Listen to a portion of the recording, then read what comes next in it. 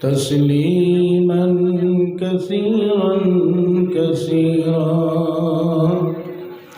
أما بعد فيا أيها الحاضرون رحمنا ورحمكم الله فأعوذ بالله من الشيطان الرجيم بسم الله الرحمن الرحيم ألف لام را অর্ধ পৃথিবী করেছে শাসন, অর্ধ পৃথিবী করেছে শাসন, তালি দেওয়া জামা গায়ে দিয়ে আটার বস্তা পিঠে করে নিয়ে সেবিত দুস্থ মায়ের।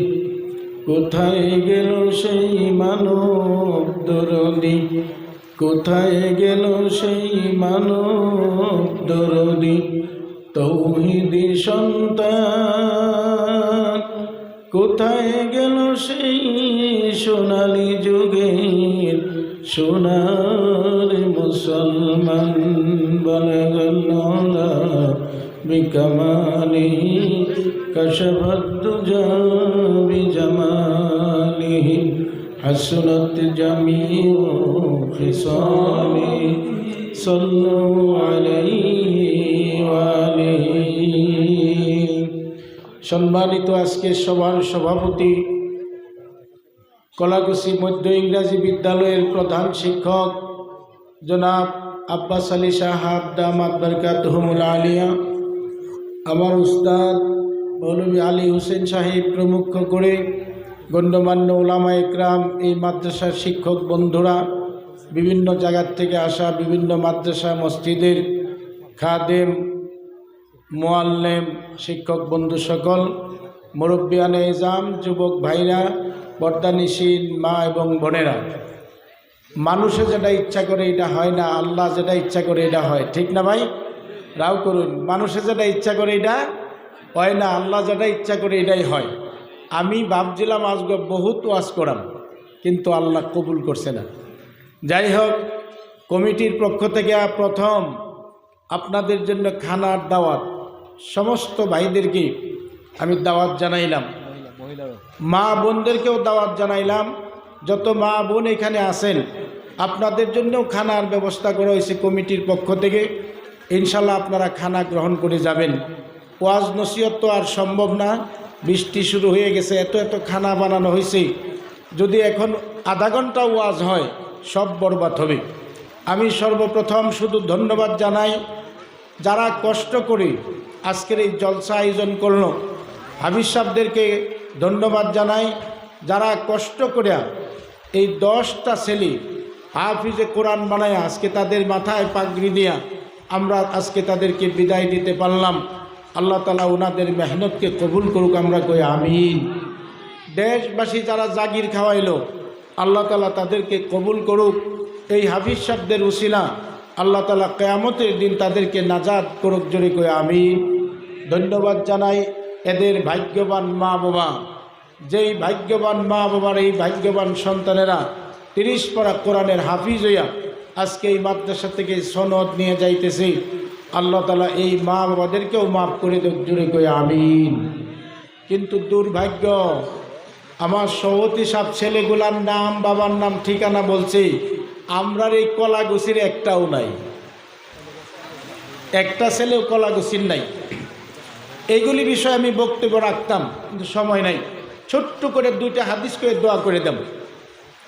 এই মাদ্রাসার জন্য আমরা কিছু করলে, মাদ্রাসার পক্ষে থাকলে আমাদের কি লাভ, এই কথাটাই আল্লাহর নবীর 2টা হাদিস। মনে বড় আশা আছেন, একদিকে বানাত মাদ্রাসা, একদিকে হাফিজি মাদ্রাসা, একদিকে আল্লাহর ঘর মসজিদ, এই 3টা বিষয় নিয়ে কিছু কথা কওয়ার আমার ইচ্ছা আছে। এশার পরে 2 ঘন্টা টাইম এমনি নষ্ট হয়ে গেছে, আমি খুব রাগারাগি করছি আয়া। যাই হোক, পূর্ববর্তী যারা এই অনুষ্ঠানগুলি করে কবরে চলে গেছে, আল্লাহ তাআলা তাদেরকেও মাফ করে দেখ, জুড়ে কই আমিন। আমার ভাইরা দুইটা হাদিস শুনেন, 10 মিনিট লাগবো, দোয়া হয়ে যাবো ইনশাআল্লাহ। যারা খার হয়ে রয়েছে একটু বয়ে পড়ো ভাই, একটু বয়ে পড়ো মেহরবানি করে।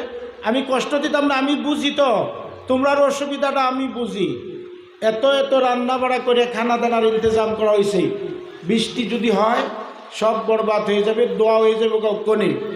আল্লাহ নবী সাল্লাল্লাহু তাআলা আলাইহি সাল্লামের জবান মুবারকের হাদিস, আল্লাহর নবী বলেন, এই কবরে যাওয়ার পরে কবরের ভিতরে আমরা রে মানুষের রাখবো, দেশবাসী যখন 40 কদম দূরে যাইব গা, প্রত্যেকটা মুর্দা কবরের ভিতরে জিন্দা হয়ে যাবে। প্রত্যেকটা মুর্দা লক্ষ্য করে দেখবে অন্ধকার মাটি তারে চাপ দিতেছে। দেশবাসী আত্মীয় স্বজন তরে মাটিতে সবাই চলে গেছে। আল্লাহর নবী বলে, আসমাউ কারানা আলাইহি, মুর্দাই দেশবাসীর স্যান্ডেল জুতার আওয়াজ শুনতে থাকবে, দেশবাসী তারে মাটি দিয়ে বাড়ি যাইতেছে। এই টাইমে মুর্দা দেখবে অন্ধকার মাটি তারে চাপ মারতেছে। এই মুর্দা ব্যক্তি চিৎকার করতে থাকবে, আমার ভাই কই, বাজান কই, দেশবাসী কই, বন্ধু বান্ধব কই, আমার একা একা এই জায়গায় রাখা তোমরা চলে গেলা, এই অন্ধকার কবরে আমি থাকতে পারবো না, মাটি আমারে চাপ দিতেছে, আমারে বাঁচাও বাঁচাও বাঁচাও। কিন্তু দুনিয়ার আর কেউ কোনোদিন যাবে না, আর কোনোদিন কেউ যাবে না। যদি দেশবাসী মিললে সবাই যায়ও, মুর্দার কোনো উপকার করতে পারবে না। আল্লাহ নবী সাল্লাল্লাহু তাআলা সাল্লাম বলে, এই মানুষটা যদি কোরআনওয়ালা হয়, খুব লক্ষ্য দেন, এই 5-10 মিনিটের ওয়াজ, এই মানুষটা যদি কোরআনওয়ালা হয়, কোরআনওয়ালা কারে কয়? আল্লাহর নবী বলেছেন, কুনতালিয়ান আও মুস্তামিয়ান আও মুহিব্বান, জীবনে কোরআন শরীফ পড়ো, না হয় কোরআন শরীফ শোনো, না হয় কোরআন শরীফের ব্যবস্থাপনাকে ভালোবাসো, কোরআনের মাদ্রাসাকে ভালোবাসো, কোরআনের ছাত্রদেরকে ভালোবাসো, কোরআনের যাবতীয় এই পৃথিবীতে কোরআন প্রতিষ্ঠার জন্য যা ব্যবস্থা, এই ব্যবস্থাকে ভালোবাসো। আল্লাহর নবী বলে, এই লোকটা যদি কোরআনওয়ালা হয়, কোরআনের সাথে তার জীবনের সম্পর্ক করে কবরে যায়, চিৎকার করবে, দুনিয়ার কেউ আসবে না তার খবর নিতে। এই মুর্দা ব্যক্তি দেখবে একটা জান্নাতি পাখি তার কবরের ভিতরে আসবে, এই লোকটার সিনার উপরে পাখিটা বসে যাবে। এই মুর্দা ব্যক্তি ডাক দিয়ে বলবে, পাখিরে তুমি কে কই থেকে আইছ? আল্লাহর নবী বলে, এই পাখি জবাব দিবি, ও আল্লাহর বান্দা, আমি সুরাতান পাখি, কিন্তু আসলে আমি আল্লাহর কালাম কোরআন শরীফ। একটা পাখি দেখবে মুর্দা, তার কবরের ভিতরে আসবে, তার সিনার উপরে বসবে, আর এই পাখিটা বলবে, আমি দেখতে পাখি কিন্তু আসলে আমি আল্লাহর কালাম কোরআন শরীফ। এই মুর্দা ব্যক্তি জিজ্ঞাসা করবে, তুমি কই থেকে আইছো? এই পাখিটা বলবে, আল্লাহ আমারে পাঠাইছে। কেন কি পাঠাইছে? বলে, আমি আমনের লগে লগে থাকবাম। সুবহানাল্লাহ কও। মুর্দা ব্যক্তি বলবে, পাখি রে, দুনিয়ার কেউ আমার সাথে নাই, ভাই রইল না, বন্ধু বান্ধব, প্রিয়জন আত্মীয় স্বজন কেউ রইল না, তুমি আমার সাথে থাকবা। আল্লাহর নবী বলে, এই পাখিটা জবাব দিবে, আল্লাহর বান্দা, দুনিয়ার সবাই আপনাকে ছেড়ে দিতে পারে, আমি আল্লাহর কোরআন আপনাকে ছাড়ব না, আমি আপনার লগে থাকবাম, সবাই আপনার ছেড়ে গেলেও আমি ছাড়তাম না। মুর্দা ব্যক্তি কইব, তুমি আমার লগে থেকে কি করবা? এই পাখিটা বলবো, আপনার বিপদে সহায় করবা। মুর্দা ব্যক্তি বলবে, তুমি বিপদে কি সহায় করতে পারবা? এই যে কবরের মাটি চতুর্দিকে আমারে চাপ মারতেছে, তুমি কি পারবা কোনো সহায় করতে? আল্লাহর নবী বলে, এই কথা শোনার পরে এই পাখিটা বলবে, ও আল্লাহর বান্দা, আমি আপনার কোনো সহায় করতে পারি কিনা দেখেন। এই কথা কইয়ে পাখিটা গলা লম্বা করবে, মাটির মাঝে আঘাত করতে থাকবে, পাখাগুলা বড় করে পাখা দিয়ে মাটির মাঝে আঘাত করতে থাকবে, মাটি সরতে থাকবে সরতে থাকবে।